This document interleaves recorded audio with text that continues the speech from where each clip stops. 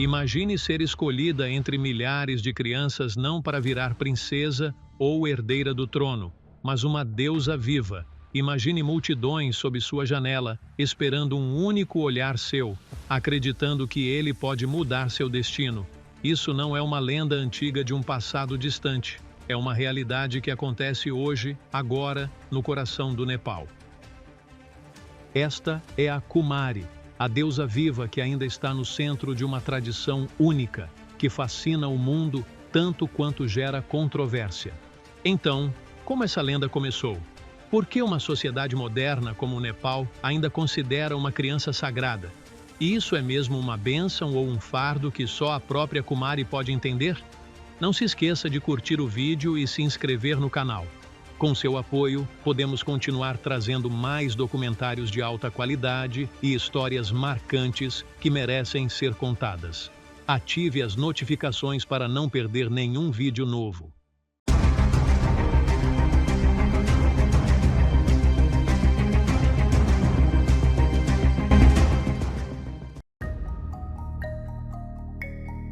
As origens da deusa viva Kumari remontam a uma lenda profundamente enraizada na história do Nepal, onde mitologia hindu, tradições budistas e antiga política real se uniram para criar um dos costumes religiosos mais fascinantes do mundo.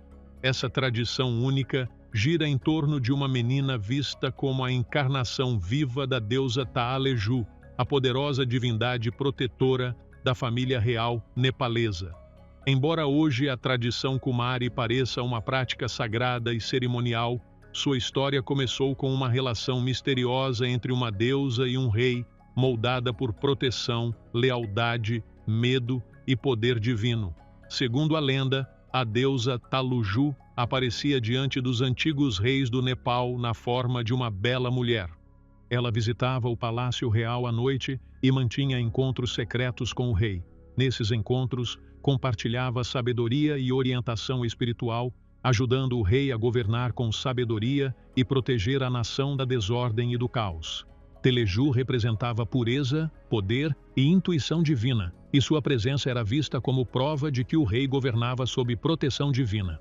Com o tempo, essa ligação sagrada se tornou essencial para a estabilidade do reino, e o rei dependia muito de sua orientação antes de tomar grandes decisões. Porém, a lenda diz que essa relação sagrada chegou a um fim repentino após um evento dramático lembrado no folclore nepalês. A história costuma ser ligada ao rei Jaya Prakash Malla, um dos últimos governantes da dinastia Malla em Katmandu no século XVIII. Segundo a história, certa noite, o rei foi consumido pelo orgulho ou ultrapassou um limite sagrado.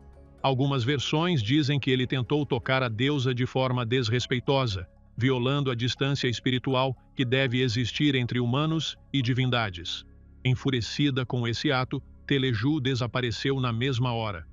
Com seu desaparecimento, veio a perda da proteção divina.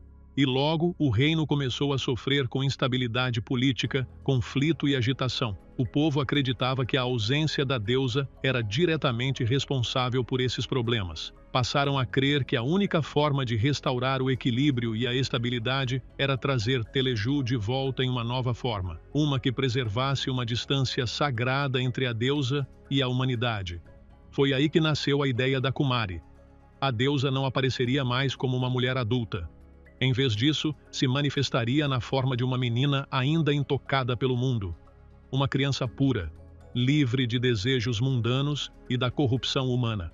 Nessa forma inocente, Teleju podia permanecer entre o povo, mantendo a pureza divina. Assim começou a tradição de escolher a Kumari, uma menina vista como o receptáculo vivo de Teleju. Ela viveria em um palácio especial, raramente sairia de seus muros e não tocaria o chão em aparições públicas. Ela só apareceria em cerimônias sagradas e festivais importantes, oferecendo bênçãos e conforto ao povo. A partir desse momento, a Kumari passou a estar ligada ao futuro político do reino. Reis buscavam sua bênção antes de subir ao trono, acreditando que sua aprovação simbolizava legitimidade e favor divino. Mesmo hoje, muito depois de o Nepal abolir oficialmente sua monarquia em 2008, a tradição da Kumari continua viva.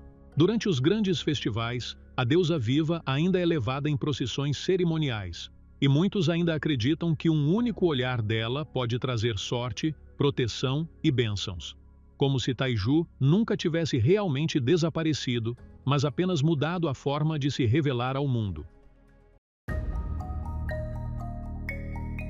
O processo de seleção da Kumari é considerado uma das etapas mais fascinantes e misteriosas dessa tradição nepalesa única. A transformação de uma criança comum em deusa viva não acontece por acaso. Em vez disso, segue critérios rígidos e rituais complexos que envolvem comunidades budistas e hindus, refletindo as profundas raízes espirituais e históricas dessa prática sagrada.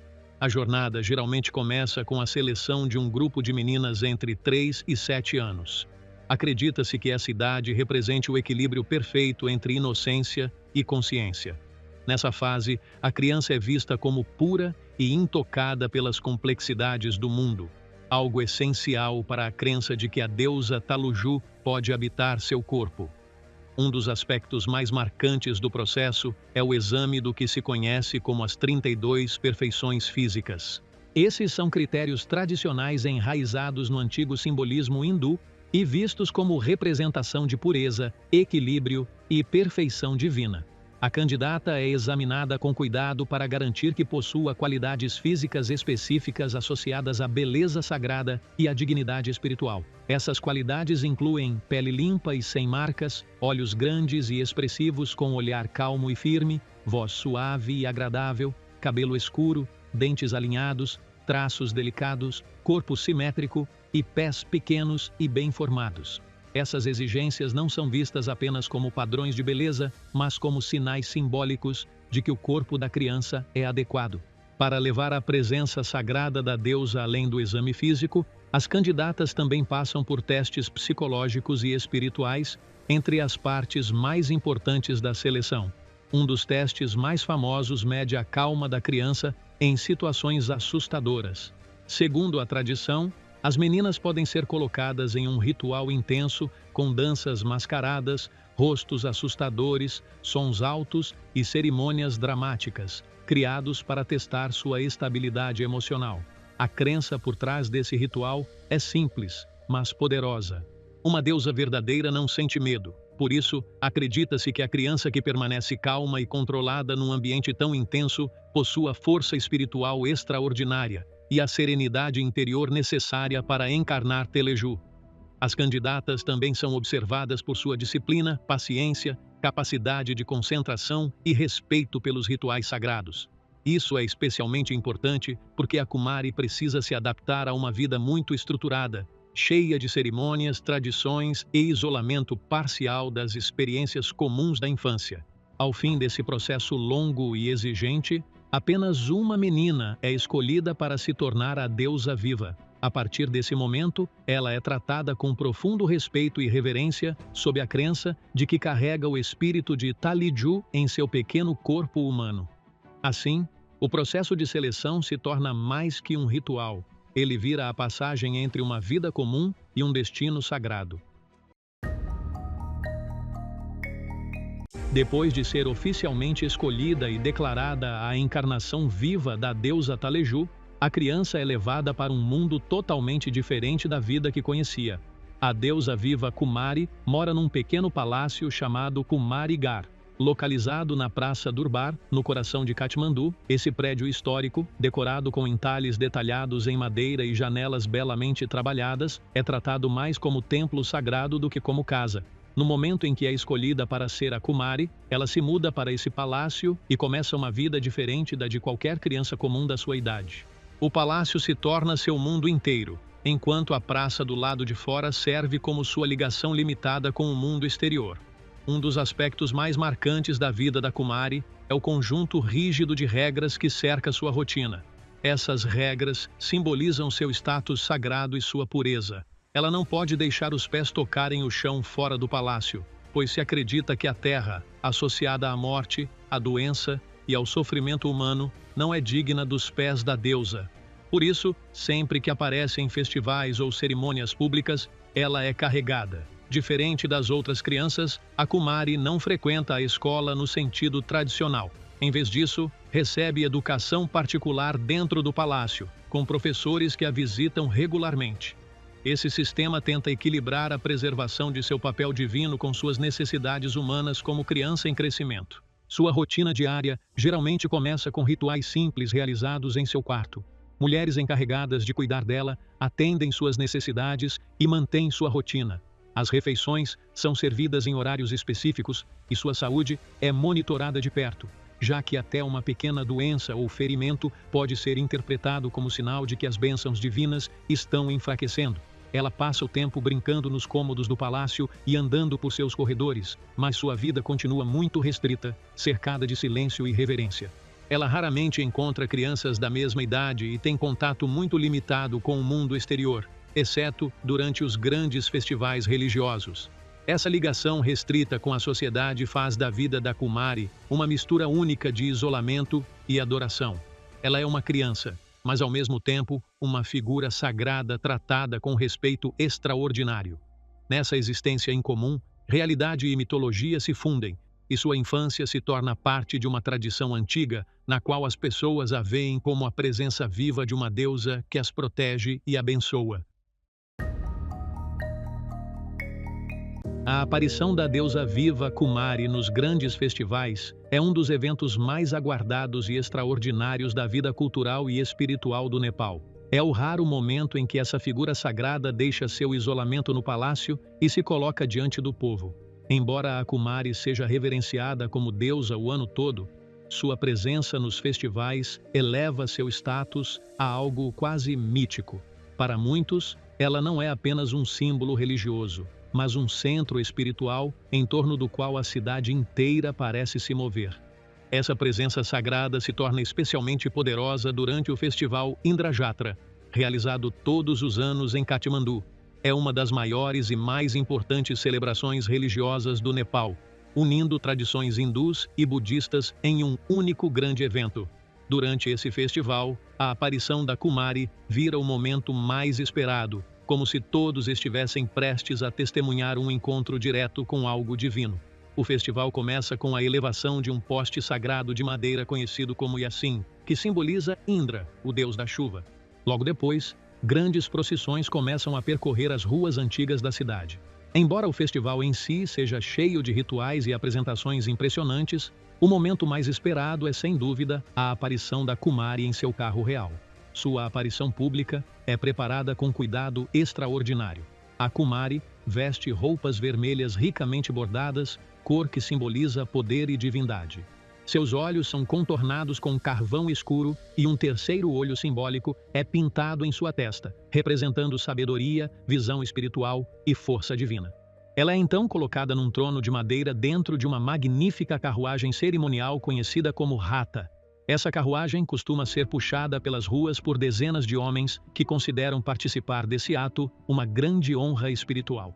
Antes de ser colocada na carruagem, a Kumari costuma aparecer brevemente na janela do palácio. Nesse instante, o silêncio se espalha pela multidão. Então, assim que ela se torna visível, milhares explodem em orações, gritos e cânticos, como se testemunhassem uma manifestação celestial. A carruagem segue pelas ruas antigas de Katmandu, enquanto multidões se reúnem dos dois lados. Milhares erguem as mãos em sua direção, esperando receber bênçãos. Muitos acreditam que um único olhar da Kumari pode trazer boa sorte, sucesso e proteção. Alguns até acreditam que um pequeno sorriso dela pode proteger uma família de desastres ou abençoar um ano inteiro de trabalho e esforço. Tradicionalmente, comerciantes ficavam nas primeiras fileiras, esperando que seus olhos recaíssem sobre suas mercadorias, acreditando que isso traria prosperidade. Famílias aproximavam seus filhos da procissão para que recebessem o olhar da deusa, convencidas de que isso traria saúde, proteção e vida longa. Mas o ritual é mais do que apenas ver a Kumari. A procissão em si representa a união entre o poder divino e o povo comum.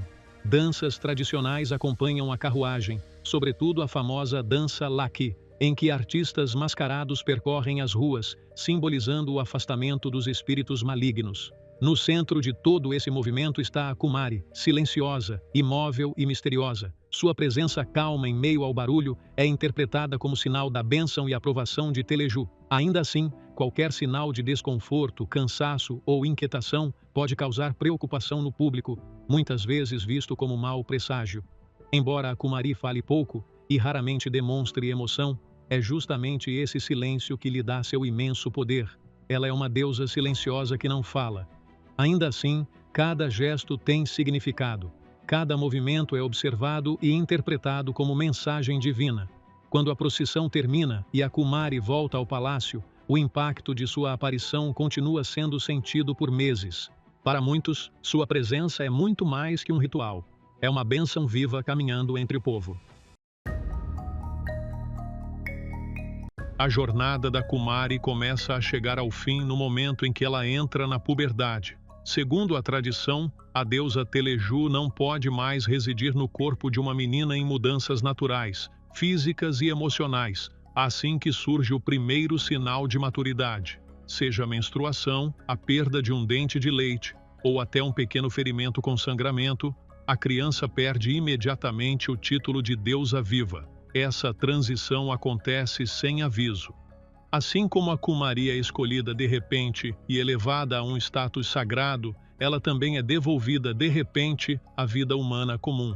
Isso torna a experiência extraordinária e profundamente desafiadora. Ao deixar o palácio, a ex-Kumari volta para a casa da família e precisa se adaptar a um mundo que muitas vezes parece totalmente estranho. Ela passou anos num ambiente rigidamente controlado, sem tocar o chão, quase sem conviver com outras crianças e muito distante da vida cotidiana normal. De repente, espera-se que ela vá à escola, sente em salas lotadas, escreva no papel, brinque ao ar livre e interaja livremente com os outros. Essa transição rápida pode criar sérias dificuldades de adaptação. Muitas ex-Kumaris enfrentam problemas de integração social, especialmente porque podem não ter vivências básicas que a maioria das crianças desenvolve naturalmente na primeira infância.